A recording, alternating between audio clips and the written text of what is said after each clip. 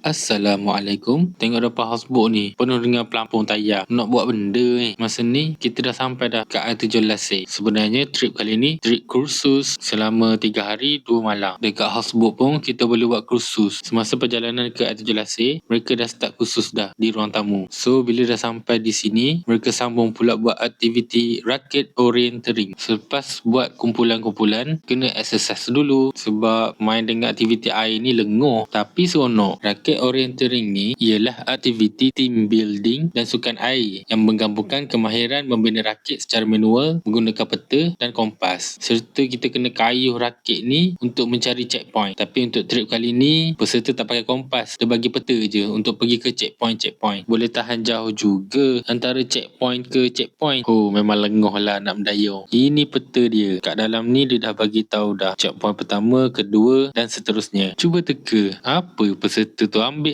dalam checkpoint tu. Masa tengah main rakit tu, masuk pula houseboat Alamanda jalan bersama Yaya Houseboat ke Air Terjun Laseh. Seronok tak kalau tengok orang buat aktiviti macam ni? Kalau join lagi seronok. Selepas dah kumpul barang yang dalam checkpoint-checkpoint tu, mereka mari kumpul dekat depan houseboat untuk bahagian akhir. Hak ni nampak pelampung dia pecah dah kat tengah, tapi berjaya juga menyelesaikan misi. Bila semua peserta dah rehat, dah cool down, kita sambung ke bahagian akhir. Rupa-rupanya peserta kumpulkan tadi yang dari checkpoint-checkpoint tu adalah gambar-gambar yang dalam bentuk puzzle. Jadi mereka kena bekerjasama dengan kumpulan-kumpulan yang lain juga untuk membentuk sebuah gambar yang besar. Selepas dah siap susun, kena stapler pula. Kalau tak, nanti terbanglah gambar-gambar tu. Akhirnya berjaya juga mereka selesaikan puzzle gambar ini. Tujuan aktiviti macam ni adalah untuk membentuk kerjasama pasukan dari segi komunikasi, strategi, tenaga. Jadi kalau korang ada nak buat company trip untuk kursus, aku ada letakkan pamphlet dan nombor untuk dihubungi di ruangan komen. Sekian, terima kasih kerana menonton. Assalamualaikum.